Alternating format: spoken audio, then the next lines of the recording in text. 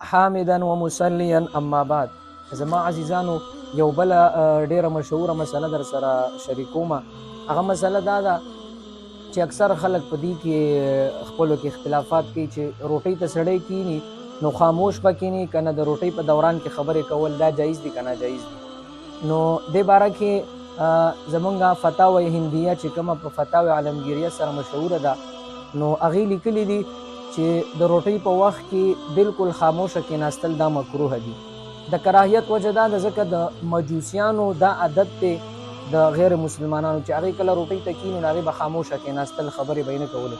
او په موږ باندې خو د غیر مسلم یعنې د مجوسیانو خلاف هغه عمل په موږ باندې لازم دی. د دې وجې نه زموږ دغه فقهاو لکه فتاوی عالمگیري، فتاوی عثمانیه، دې علماو فقهاو لیکلي دي مفتیانو عظامو چې کله روټۍ ته کینئ نو خبرې به پې کوئ، خو یو خبرې خیال به ساتئ، فضول خبرې به نه کوئ، داسې ډېرې زیاتې خبرې به نه کوئ، خو دومره خبرې اترې په منځ کې پکار وي چې د مجوسیانو خلاف راشي. نور زیاتې خبرې به هم نه کړي چې مېلمه ته تنګ شي یا بل چا ته تکلیف وي، او داسې فضول خبرې به هم نه.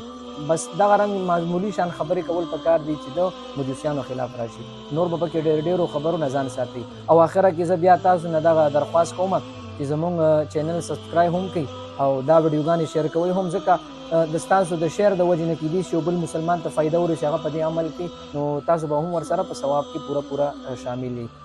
واخر دعوانا ان الحمد لله رب العالمین.